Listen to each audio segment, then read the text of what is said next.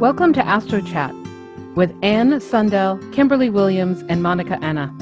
We are three professional astrologers living in three separate countries, coming together every new and full moon to share our 3 points of view on astrology. Whether you enjoy deep dives into the current transits or you are just beginning to learn about astrology for the first time, there is a place for you here. All that is required is an appreciation for astrology, along with a respect for the various traditions within it. So grab a mug of coffee, your favorite cup of tea, or any other beverage of your choice, and join us for a chat on the astrology of the next 2 weeks.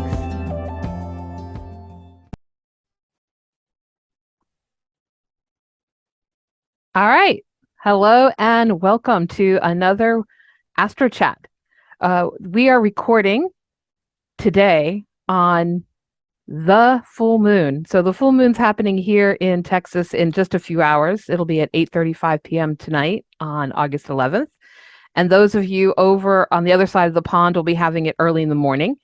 In England, it'll be Friday morning, August 12th at 2:35 a.m. And in Finland, 2 hours later at 4:35 a.m.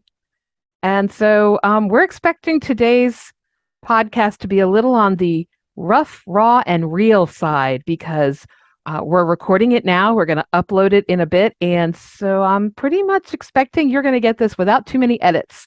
So let's see what that Aquarian energy is going to bring forward. Let's start off by talking about the moon in Aquarius, just in general, right? We get this every year. We have a full moon in Aquarius. Aquarius is okay, you're not supposed to have favorites, but I do. Aquarius is one of my favorite signs. I have to admit, I love what it brings forward. Yeah, a resident Aquarian over there is all happy. I love Aquarian energy because to me, Aquarius is the sign. Well, let's just think about it. It's the sign we hit after Capricorn. Capricorn has set us up for structure, for the institutions in our world, for what the norms need to be. And then we go into Aquarius and we get to question, are they still good? Are they still working? Are they still accurate? Do we need to change them? Do we need to refine them? What do we need to dismantle and rebuild? Where am I feeling stifled? Where do I need some freedom?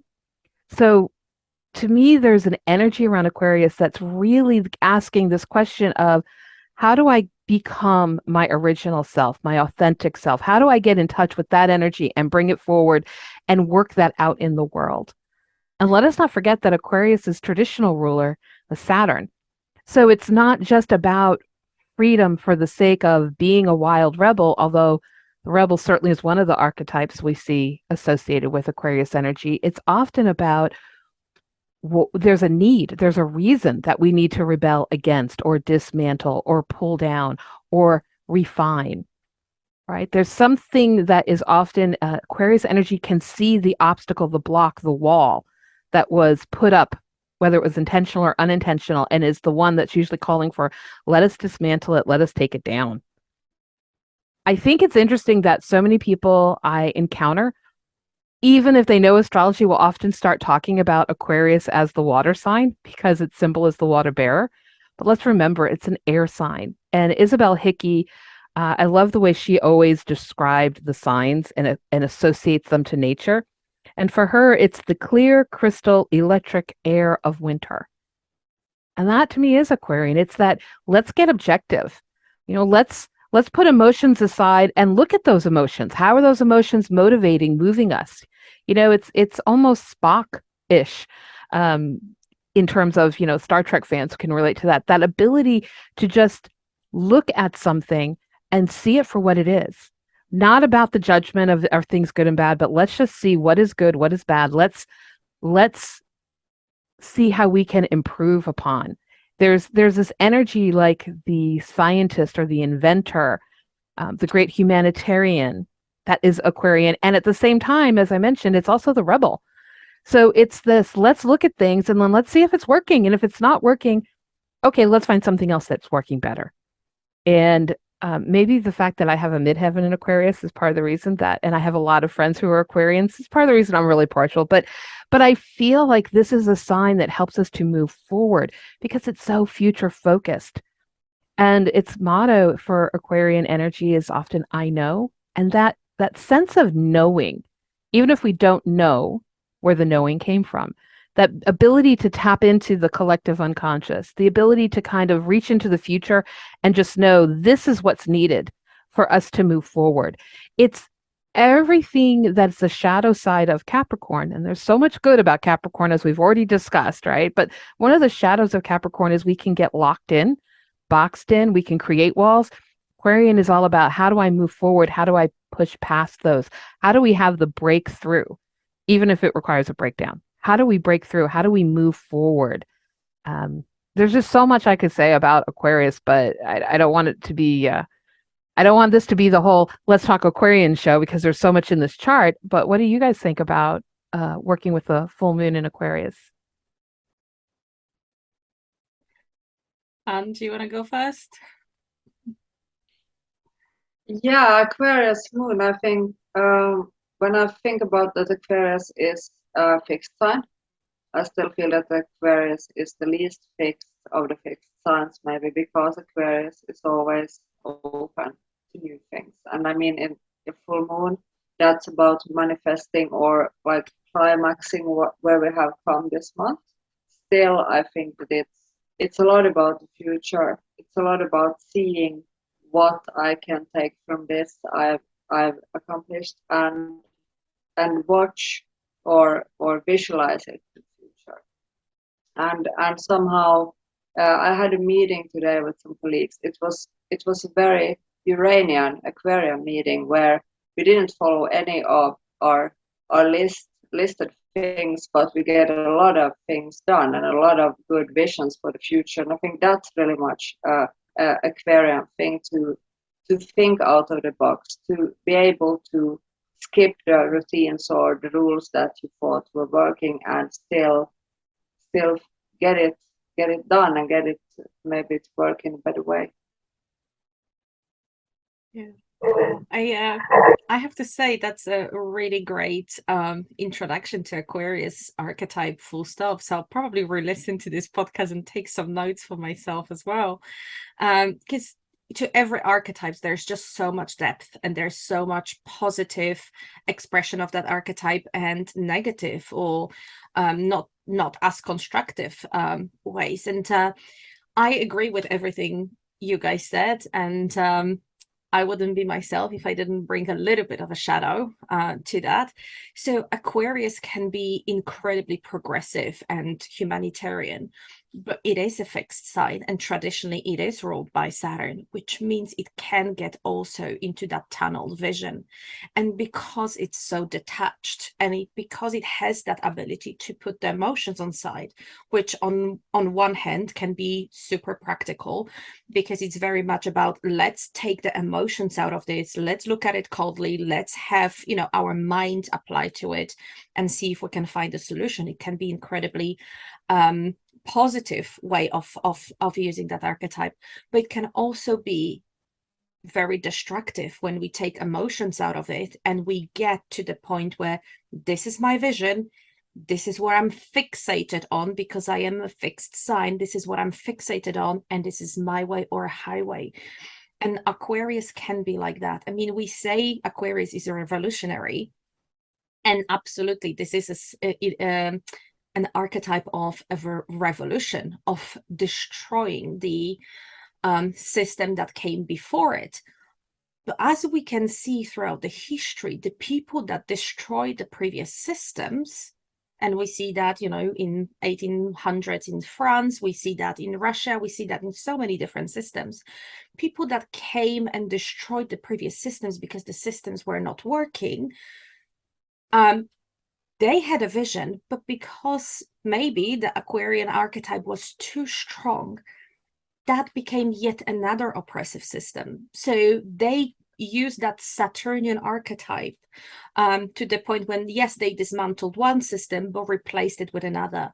Creating utopia for yourself, that means that you can create a hell for someone else. I have a girlfriend, and I remember whenever we talked about holidays, she said to me, Monika, your idea of holidays and relaxation is my idea of hell. And And I completely understand why. That's the reason we never travel together on holidays.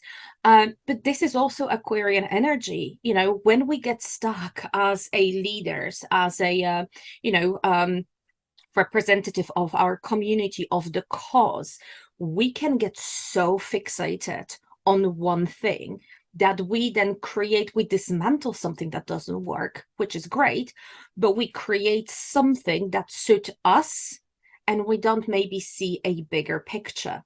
So I always say that, you know, to fully embody the positive quality of archetype, we have to fully embody our Leo archetype, which is that leadership from the heart, which is what Kimberly said. You have to really know your authentic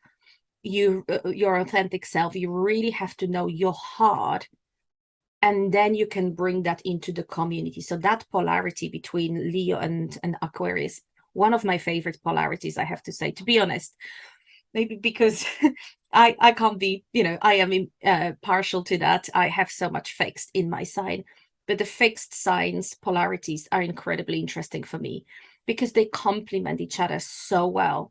And when we talk about community, when we talk about, you know, rebuilding something, when we talk about, you know, being humanitarian, having a cause, you know, and working with the tribe, with our community, with the culture that we want to, you know, change or revolutionize, or you know, destroy the structures that do not serve us, and create something new, something flowy, something that we can vibe with, you know, that kind of Aquarian symbol of those two waves. Sometimes I feel about like those are the waves. We're on the same wavelength, you know, as we used to say back in the day. But there is something to it, you know, connecting with people. But you can't connect if you're not authentic. You can't connect if you're connecting from that detached point of view. You can't truly step into that positive side of bringing a change if you do not connect with your inner child, with your heart, with that leadership that comes from your authentic source of light. I think that's the beauty of Aquarius, you know, when it really embodies, when you understand how special you are in Leo archetype, you can bring that special gift and realize that actually everyone within your community has those special gifts. You're not better or worse. You just have different gifts that someone else might need, and someone else's gifts might be what you need. And that's how Aquarian really creates a change for me. So going back to the full moon, which is happening in a few hours, and we're really recording it at the last minute or last hour. Full moon can bring all those themes that all three of us talking about to the surface.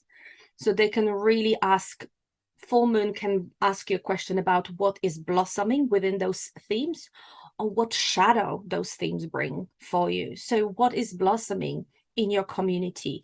How do you show up, you know, in your community? How do you show up for yourself and for others? How do you create change within yourselves and within others?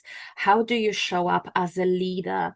And again, it doesn't have to be a CEO of a company. You know, you can be a leader of, you know, moms that love to go out for afternoon tea or afternoon yoga and actually have a time away from their kids, and you're the leader of that group, creating something, creating the change, giving those moms a breathing space and self-care space, you know.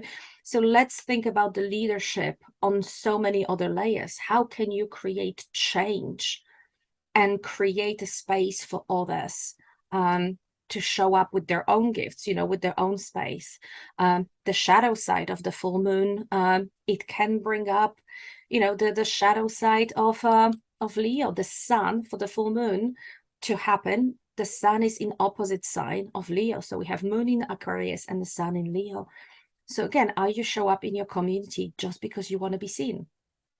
Do you show up, you know, from that sense of pride, Leonian pride, and you want to change something, but you don't really have a vision? You just want to change something for the sake of changing, because you're using that negative sign of, you know, negative side of Saturn, and you're trying to change because you lead with fear. because you are in a place where something doesn't work, and using fear as manipulation for change actually works well for you. So which side are you on? I think full moon in Leo, and specifically the super moon that we have tonight, might really bring those elements. And there's some other things going on which will start. Yeah, but before we jump into that, I just want to tag on to what you were saying, because the opposite can also happen. I like talking about the shadow too. So the opposite can happen of where are you not showing up?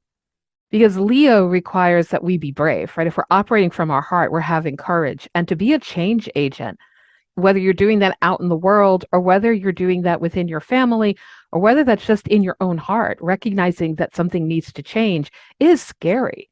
It can feel big and overwhelming. And when, as Monica was saying, when we're dealing with emotions, that's not Aquarius's realm per se. It's really good at when emotions are overwhelming and we need to have objectivity. But what about when we need to be in touch? And since the moon is often associated with our emotions, I think it's important to recognize where some of the shadow of either the Aquarius or the Leo might be being used as a distraction. Like one of the downfalls of too much Aquarius energy can be, well, I'm not interested in improving something. I'm just interested in being a rebel for the shock value. I want to freak people out. I want it to be seen. And so it's more about being disruptive than improving. The other thing that can happen is often there can be a fear about bringing that change forward, bringing your authentic self forward, because if I do, I'm now going to be the black sheep. I'm now going to stand out. I'm not going to fit in and have, the attention that I want. I'm going to get negative attention. And so, as Monica was saying, operating from those kind of fears or those kind of shadows can also be something that we are struggling to balance with during this full moon. And as I mentioned earlier, and we mentioned in previous episode, this full moon is actually a super moon. And Kimberly explained that, I think, last episode about the full moon, that super moon is, from astrological point of view and astronomical point of view, it's basically a bigger, better, having more oomph. From astronomical point of view, the moon is just closer to the earth, which means it looks bigger, more orange, it's more brighter. So you'll see this big orange peach rising tonight in the sky. I love supermoons because they're not white when they're rising. They actually have that really orange hue, which is incredible to watch. And the night will be much brighter because that moon is so close to earth. From astrological point of view, that is like super moon on steroids. Like, that's taking all those archetypes and everything we'll be talking in this episode to yet another level. So all the aspects that this full moon will be making, that we'll be talking about, all the contacts and all the planets that it's talking to at this full moon, all that will be yet, even more amplified. So if you are sensitive to the moon phases, and if you are sensitive to the full moon and struggling to sleep, this might be one of those nights where it's getting to you, because there's so much light coming through to the earth at night. So Saturn, as traditional ruler of this lunation, Saturn traditionally rules Aquarius and Capricorn. And Saturn is sitting so close to this moon, which means, again, everything that we were talking about, that Saturnian structure, being detached, the fear element, which is so strongly linked with Saturn energy, that can get really amplified during this full moon. I do think that I think over the last few episodes, I've given enough hints that I do like Saturn, so I try to look for the positive side of Saturn. And Saturn can bring the boundaries when there are none. It's in Aquarius, a little bit like in Pisces, there's easy to kind of drown in the new and then unexpected, and in that future and in those ideas that we sometimes lose. We can be so far gone into the future with our minds that we actually forget about here and now. And Saturn can help us remind that, hey, we need to create structures here and now for the future to build. So for the future to manifest in the way we try to imagine it, or hoping to imagine it, or hoping to build. We need to start now. We need to put those structures. We need to get to work, that hard Saturnian work, to either dismantle the structures that we need or put new ones in place that can support the vision that we have with Aquarius. And I think that's an interesting element of this lunation. That's one of the strongest one, is that conjunction with Saturn. Anyone wants to say anything more about Saturn?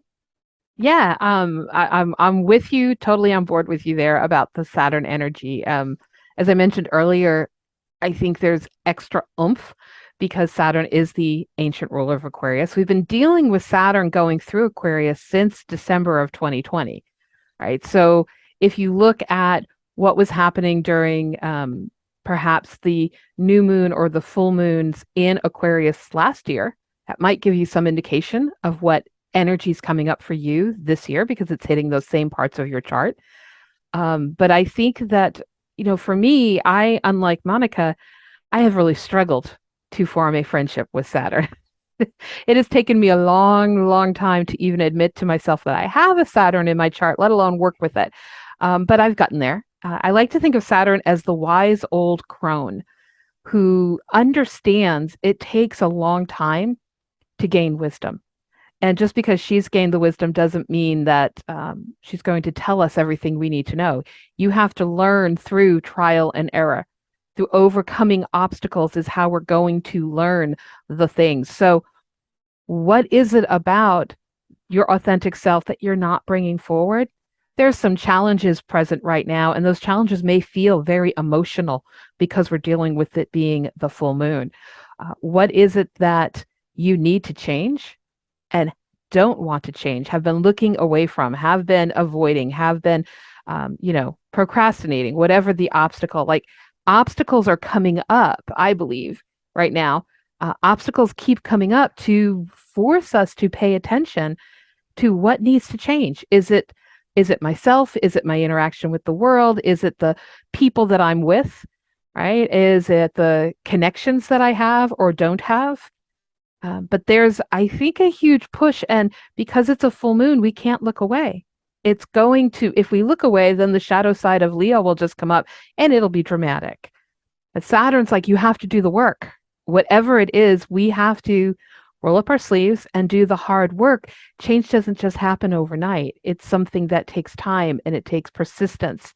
So I think that I know for myself, speaking firsthand here, but for many people I've been talking to, there are messages that keep happening and we're like, oh, this isn't the first time that I've heard this from the universe or from my spouse or from my fill in the blank person. Like I've heard this message before, but now I need to pay attention. And so I guess on some level, it's sort of taking that idea of it's time that we do the adulting wherever in our life we haven't done it, that needs to happen. Anne, what do you think about Saturn being on so intensely connected to this full moon? I'm looking at that Saturn square Uranus that's been going on for the last years now, and isn't this the last times it's going very close to the square? This year, I think so, yeah. So it should kind of be in the end of working with this that we've been doing for years now, and finding some kind of structure also between two fixed signs with Taurus and with Aquarius. It's two rulers of Aquarius, and which one will be the stronger one of those? You're speaking a lot about Saturn as ruler. I see Uranus as a ruler of Aquarius, like the modern way. So I look more at that from that perspective, but still both of them are involved and very intensely. So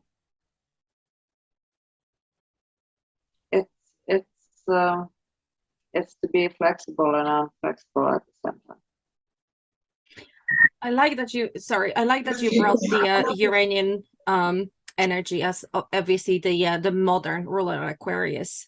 And I always think about, we talk about Uranus and that kind of Promethean energy stealing the fire, and again, just looking into the future.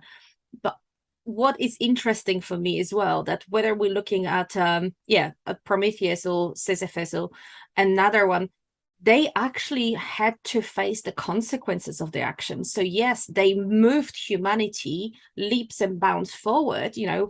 Prometheus bringing that fire just changed the whole dynamic, right? But he was actually punished for that. He took a consequence of what he has done. And I think it's interesting, that dynamic between Uranian and Saturnian square. I think there will be another one, because obviously both planets are in retrograde now. So I don't think it will be happening this year, but next year is another square. Yeah, there's another square between them. And like Anne just mentioned, that's been going on for quite some time. And we can see as well in the world, and if we're paying attention in our own homes, in our own families, in our own world, that kind of dynamic between push for the new, I want to do something, Uranian, I want to create something new, I want to step into that archetype of Aquarian that Kimberly was mentioning, that is forward looking, that is humanitarian, that is all about revolution. But let's not forget that everything that we do will have consequences, and we need to measure that as well. We need to take Saturn into account. So yeah, it's really interesting dynamic.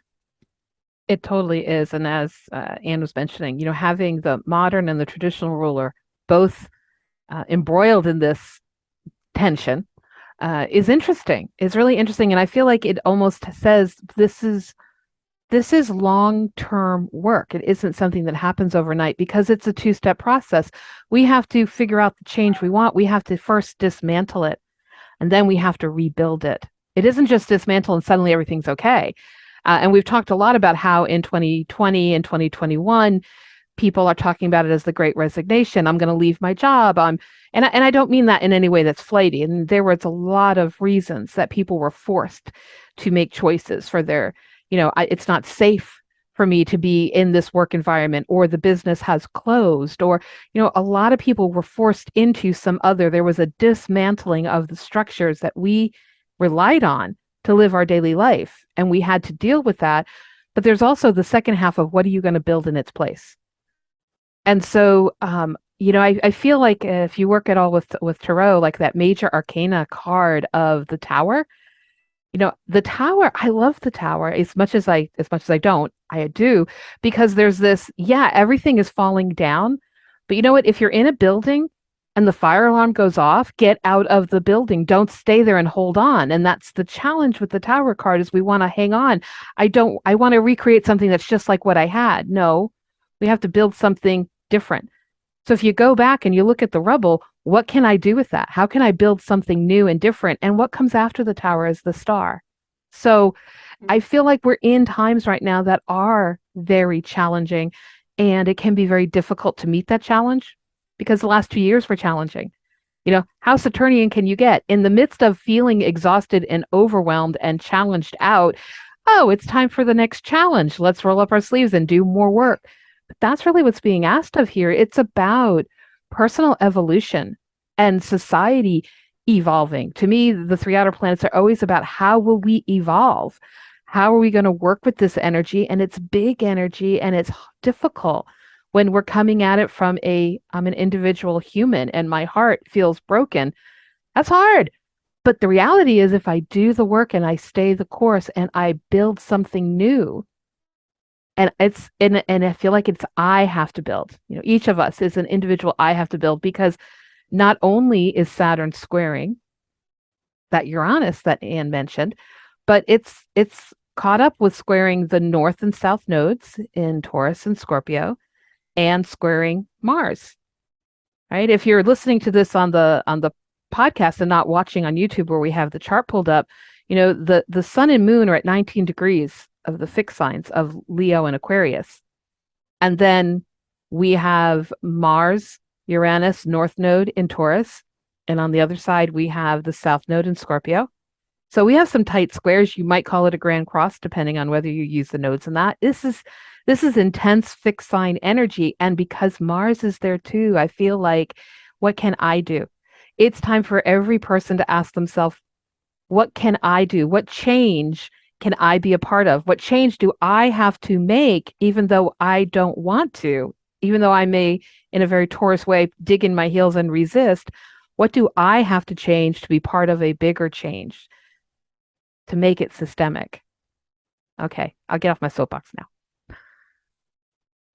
And the Saturn and Mars aspect is really kind of classic karmic aspect of trying to change that energy into, it's a lot of energy and it's a very long-term energy. You find in many charts of athletes, the people that really do this long range work and have possibility to use that in a very constructive way.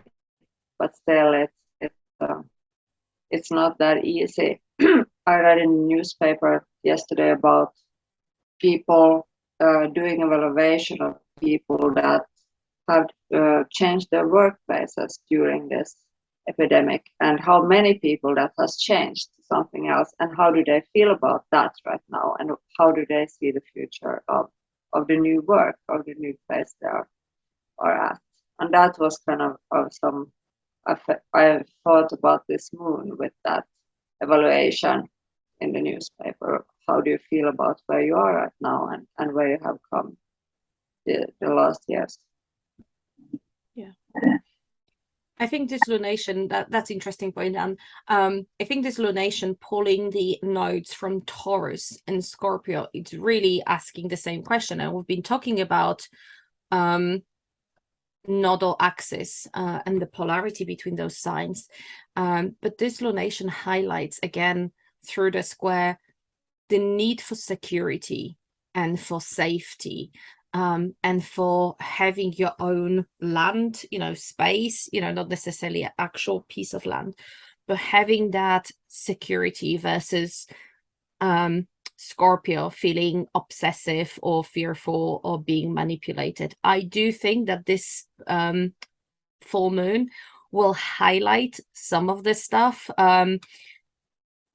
in our personal lives or on a global scale. In the world of politics, will bring up some scorpionic themes into the light. So we might find about some manipulations, so things, happening behind the scenes that are actually affecting the changes that we want to do. There's so much going on with Taurus energy, with our resources, with our bodies, with restrictions on both, with shortages. There is something happening within that theme.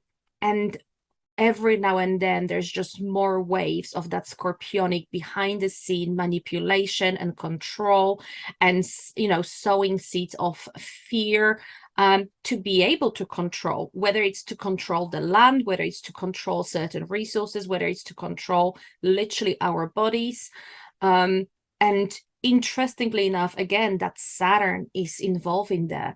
And we can see on a global scale, laws being passed and government being involved in passing restrictive laws around those themes, Taurian themes. So I would be interested to see something, in the news and in our lives around that topic. How do we deal with that tension in our own lives? How do we create Saturnian boundaries and safety and not give in to fossilized structures? How do we cultivate autonomy, whether it's the body autonomy, the land autonomy, the resource autonomy, and to what extent we allow ourselves to be manipulated, we allow ourselves to be controlled.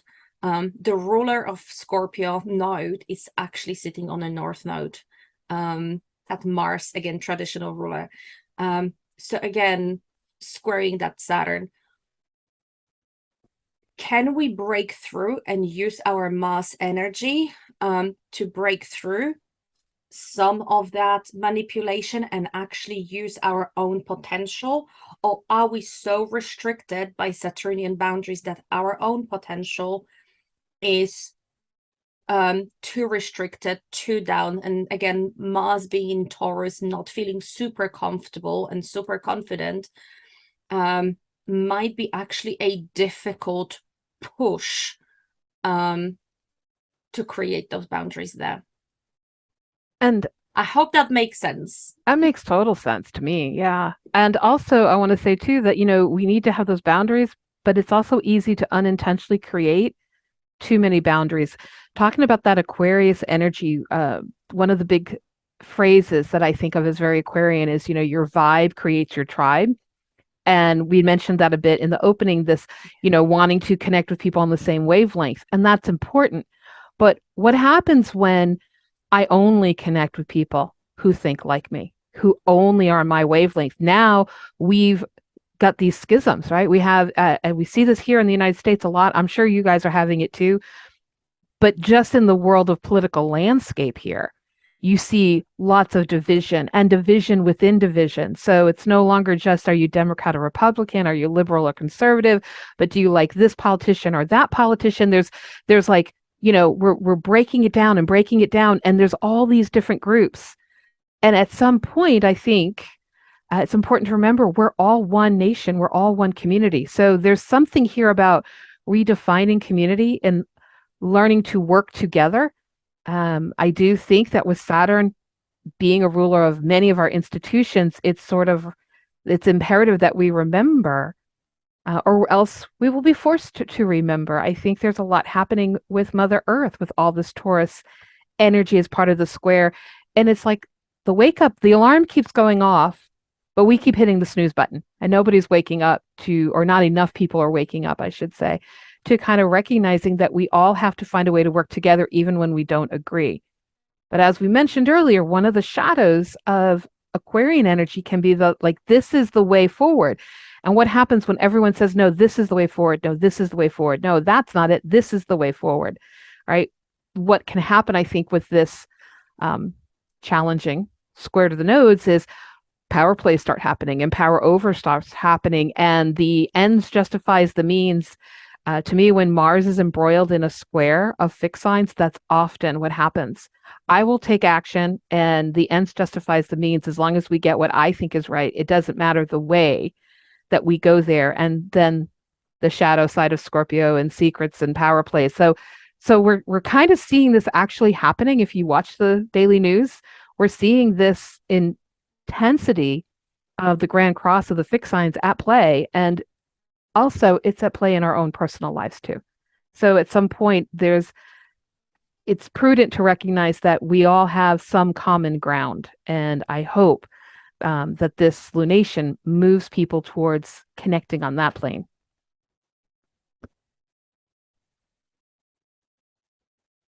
It's really well said.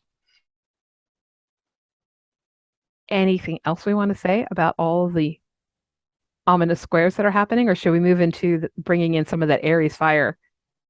Yeah, I think we should move to the so we've got a sextile happening between the moon and Saturn conjunction to Chiron. Chiron's at 16 degrees of Aries, and you may or may not consider Jupiter, since Jupiter's at 8 degrees of Aries, depending on the orbs that you use.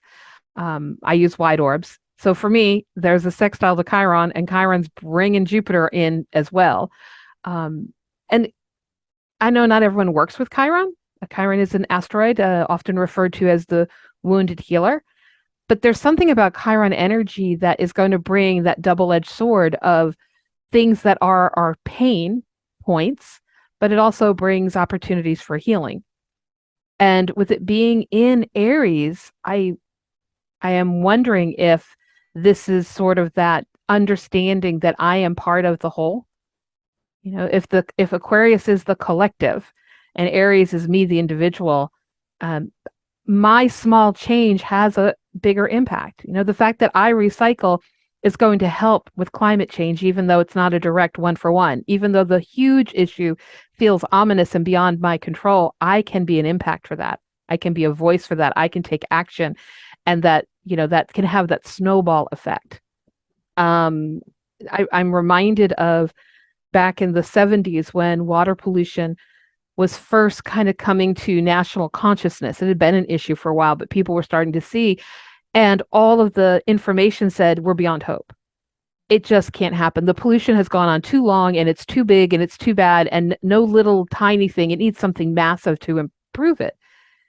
And people started doing local action, cleaning beaches, picking up needles. People, cities and communities started recycling programs. And 20 years later, oysters were growing off of the shore of Rhode Island. And for those who don't know, oysters need clean water to grow. And we hadn't had oysters in 2 or 3 generations. And lo and behold, they were back. So this idea of, I think that Jupiter there says that the small actions can have much larger impact than we think, that can bring more opportunity if everyone takes their part, if everyone does, their bit, as it were.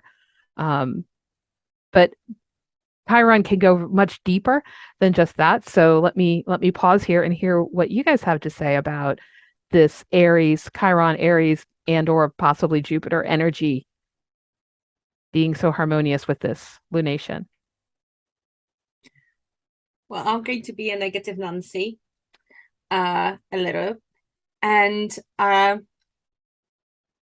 I'll be talking to the shadow side of Chiron in Aries. It can speak to that wound of, I want to feel special, damn it, and I will do everything to feel better. And that Chiron, yes, it's sextiles that full moon and trines that sun in Leo. So again, what we were talking about, that how you need to bring that heart-centered leadership to your communities. Chiron can actually be disruptive. And even though it's a sextile and a trine, which astrologers tend to think is the positive aspect, I see that as just an easier flow of energy. So how we manifest that Chiron. Is it something that I recognize the wound within myself and I want to heal it? And because I recognize in myself, I also see it in others. So I can be more empathetic. I can, speak to the same issue and connect. Or am I so close-minded that I only see my own wound and I only need to fix myself through, look how special I am. I want that. I want the change. All eyes on me. And that kind of Aries archetype as well. I want to do it. I want to do it now. And I don't care about all the other relationships or all the other people. That can also be manifestation of Chiron. Because when we're hurting, and again, there is no judgment. It's just like, what's most constructive for us and for others. When we hurt, sometimes we're so close within our own pain that we don't recognize someone else's. And I think we've touched on that again a little bit earlier. There's a lot of defragmentalization, going on. I said it. But there is a lot of, things falling apart and being deconstructed and, defragmented, whether it's a whole nations trying to pull apart, whether it's political parties pulling apart, whether it's, unions like European Union, where Great Britain just exited as well. Well, not just a few years ago, but there is that kind of movement to defragment things. And when we so concentrated on our own pain, we can only see the way to fix us, the way to get ourselves another fix. And again, Jupiter being there can just exasperate that, can blow our pain to the levels that, my pain is bigger than your pain. Mm-hmm. And instead of creating a community, and like Kimberly said, realize that actually my pain might be different to your pain, but we can do something together to change both of them. We go, my pain and my cause and my action and my tribe and my community and my party is more important than yours. Yeah. And that Jupiter can really blow that up out of proportions as well. So there's another thing to look out for, whether in our own lives, to see how trapped we are in that chironic pain, or whether on a global scale, how the cause that we fight for, or we believe in, how much of that cause is so locked that we don't see how we impact and others. Yeah. And if we're not allowing ourselves to feel the pain, because let's face it, if the full moon is in Aquarius, the number one thing is if pain is overwhelming, I want to disassociate from that pain. Right. So if people are repressing or blocking or not experiencing, or if things are hitting triggers that are bringing up old pain I thought I had forgotten about, but oh, wow, now it's like right there, large. And if we're not finding healthy ways of working through and connecting and processing and sharing, right? And as Monika said, if we're going into the shadow side of this, simultaneous to that contact with Mars of those squares we've already gone through, I think it's also a time where there's a potential for volatility, for anger, for the impulsive lashing out, whether that be personal or whether that be community or national scale. Like there's a lot of potential here for some, you got the two in ancient times, the two malefics, Saturn and Mars, embroiled in an argument is not exactly a peaceful time. So I think it's so important that we recognize and voice our pain without getting into that competitive, my pain is bigger than your pain, as you were saying. I mean, it is a full moon. There's so much going on, and we have not even touched on the ingresses and retros. Let me just list off what is happening, even if we're not going to get into all of them, because we have about 20 minutes to a half hour left, and I'm sure we're not going to get to all of them, but there's quite a few that we were talking about earlier. We've got Venus just went into Leo earlier today.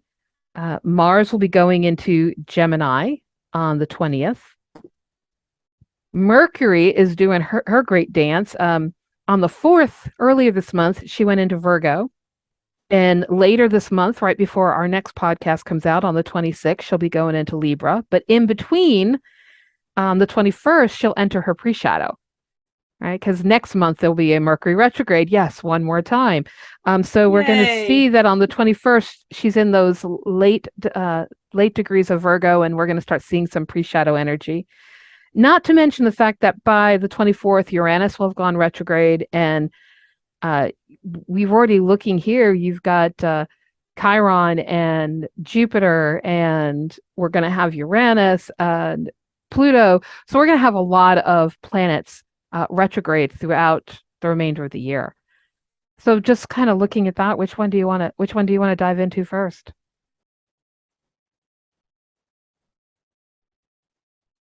I'm happy to pick the retrograde planets. Go for it.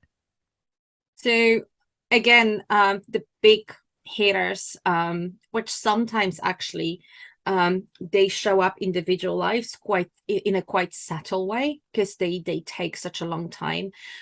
So we're looking at Jupiter, Saturn, we're looking at Pluto and Neptune already in a retrograde phase, and then Uranus joining them. Uranus already been in a shadow phase since May this year, and it's going to go retrograde on the 24th. So we will have all those big planets in a backward movement, as I call it, just backpedaling and revisiting the same places they have already visited. Mercury is so much easier to observe because it's quicker. It happens, we know exactly when it happens. It's few weeks and then it's out. Those planets, because they're slowing down, so it takes them so long to slow down, so long in retrograde. We might not be as sensitive to them. We might not notice them in our own lives so much. But half of the sky is going back to revisit the places they have already walked through. And I think, again, with everything going on, whether in our lives or whether in the world at large, this speaks to the energy of like hey, it's a time of revisiting stuff. It's a time of, yes, we've walked through the last 2 years of pandemic and everyone wants to go out there and do and change and kind of get out.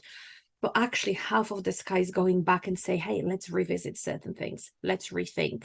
Let's go back through the places and events and relationships that we've already been, to see if there's anything else to learn from, to see if there's anything that we left when we were in such a hurry. I always think about the planets in direct or retrograde movement as like, when you're rushing for work and you're just rushing, you go really quick. And then, by the time you get to the bus stop or your car, you realize you forgot your keys or you forgot something. And then you go back and you might not know where you lost them. So you pay more attention as you go back, because it's like, well, did you lose your keys, as you were walking from the house to the bus stop, or did you lose your keys or actually left them at home? So you will be paying more attention as you go back to that original point. And then again, you have to walk the same route again. So you have opportunity to pay more attention as you retrograde with the planets. And then as they go back into a forward motion again, you have, okay, I visited that land twice. Is there anything that I've missed? That kind of like last sweep, I know I picked up my keys, but is there anything else that I forgot? Is there anything that I can think of now so I don't have to go back for it later? And I think half of the sky and all those big heroes going backwards is showing us just that. How do we think about society, about our structures, about our power play, about our dreams? Because those are the planets that are moving backwards, right? Is there anything that over the last 2 years of restrictions and no restrictions and people welcoming restrictions, some people feeling overwhelmed by them, is there anything in that last 2 years that happened to us? Is there a lesson? Can we pick something that we forgot about? Can we go back and revisit the places and learn from them? I personally believe that, the life that is not reflected on, it's not lived fully. And I think the retrograde planets giving us a time to reflect back. Moon, doesn't retrograde, but Moon reflects things to us all the time, with the new and a full moon. Other planets, when they retrograde, they pull us back into their own themes and into our own energy.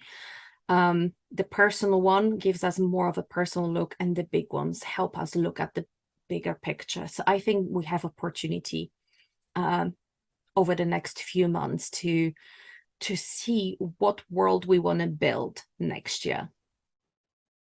So this full moon and everything that's happening at the moment for the rest of the year is pretty big and pretty intense. Definitely intense. That's been the word of the year, it seems like, with each lunation. But here we are again, more intensity. I love when you talk about possibilities with the retrogrades, because they have a reputation of being like traditionally a bit malefic somehow, or that they are like restricted, or that you couldn't like work with them. But actually to be able to go and do the things and have time to maybe have a slower pace with those teams and really process everything that's been happening. That's to be able to use that energy. I like that view of retrogrades more. Yeah. I think too, it's a great time to do over. It's a redo time, right? We are definitely processing and reflecting and internalizing a lot of this energy. During the retrogrades, Earth and these planets are making their closest contacts in their various orbits. So there's like a download that happens, and we're taking that in, and all of that is so important. But on a very mundane, practical level, it's also a time to do it over. I didn't like the way that went. I didn't get a big enough result. I didn't get any result. It never got off the ground. Something that, I wanted to do and it didn't tackle. Now's the opportunity to do it over, to go back and revisit, revise it, try it again. How can we get further along? And to me, I would rather see many planets retrograde than have all of them be direct at once. I think it's much, it's a little bit easier. And there's also that the planets who are not retrograde shine a little bit more. You know, they call to us maybe a little louder to in terms of what's happening out in the world, because internally is all that big energy that's happening with these powerful planets. So then I would say that what Venus is doing in Leo is going to stand out. Perhaps that call to shine, that call for beauty, the hey, I need to remember that I need to enjoy and be creative. It's not just about the work that I do, Saturn. It's also about the beauty that I find and inspire and feel. So for me, I'm kind of liking this because I'm thinking, well, that I'm really paying attention to how Venus is moving through her transition in Leo, and what will she be aspecting? What will she be making those sextiles to that would be so easily overshadowed with all the intensity if everything was direct? I'm smiling because with Venus going into Leo, I just booked myself for a nice day, spa day All right. next Friday. So got a confirmation today as Venus moved into Leo that I have a spa day next week. So perfect timing to pamper myself and feel special. Tap into that Leo energy. Yeah. Yeah. I just booked a haircut. I'm going back to purple. Getting the mane back. Yes. Good Venusian energy. Well, that's just so much to take in. Do you guys want to talk about any of the other retrogrades, ingresses, or do you feel like that's more than a mouthful to chew on and go into our tips? I think tips, because there's a lot to take on. Yeah. And I have no doubt that when we meet again in 2 weeks to talk about the next new moon, that anything else we didn't get into will still be in play, will still be moving, and we might be visiting it at that point, especially with that Mercury retrograde and other things. So when it comes to tips, mine is really simple. Back up your electronics, people. And I'm saying this to myself so that I remember to make the time, because it's always oh my gosh, we're in the pre-shadow and I haven't done it, that I kind of hit that panic point. And not that I'm trying to say that just because Mercury's retrograde, something has to go wrong. It's just probability factor.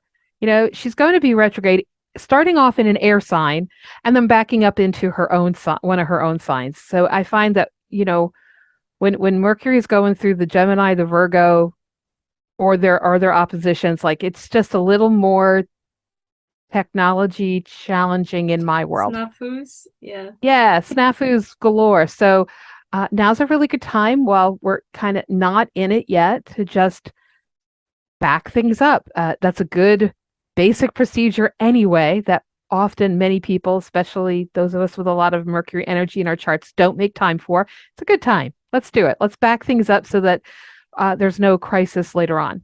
We have a backup plan if we need it. Yeah. I actually wanted to speak to, some of the aspects of that full moon and Saturn. Actually going to tap into the positive side for change, and actually suggest to tap into that Venus energy. Venus is in Leo, so tap into that energy of what is it that you desire that makes you feel special, and go and do it.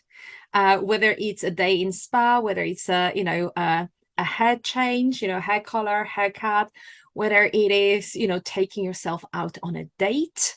It might be to your favorite restaurant, with your favorite book. It doesn't have to be with anyone. It's just do something that makes you feel special.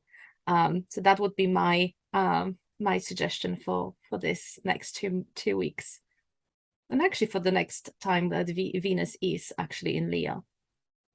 Just tap into the desires that makes you feel really in your Leo self. I like that tip because I was almost having the same tip. But then I thought about going a bit weird. So where is your weird part of your chart or your genius in your chart? And check out Aquarius. Where's Aquarius? And how do you feel about this part of your natal chart or your birth horoscope? And how can you explore that in your life? So that's my tip for this moon. Cool. Well, that's been great. I think my brain is melting, not just from the heat that we have in UK, because we are experiencing a heat wave at the moment, but also from the energies that are coming from this full moon. In our pre-recording session, we were just touching on how intense it feels for us, and I think we're only just beginning. If you think that this year was intense up to this point, I think we're stepping up a level with this full moon, and then with the eclipses coming up, and with some other transits that we'll be talking in the next few weeks as well. So the next half of the year will be challenging, but hey, every challenge can create opportunity. So let's stay positive. That's right. As Confucius said, may you be blessed to live in interesting times, and we certainly are. I thought that was actually a Chinese curse. I like to think of it as a blessing. Okay. Okay. Bye, everybody. We'll see you in 2 weeks. Thanks. Bye. Bye. Thank you for joining us in this week's Astro Chat. We hope that you enjoyed the discussion and would love to hear about anything that resonated with you. Keep the conversation going by posting shareable content on our Instagram, Facebook, or YouTube pages. You can also email us at astrochatpodcast@gmail.com. AstroChat is uploaded every 2 weeks on the Saturday before each new and full moon. Look for us on your favorite podcast platform as well as on YouTube. You can support AstroChat and receive exclusive content by donating on our Patreon page. We look forward to chatting with you all again at the next lunation of the moon.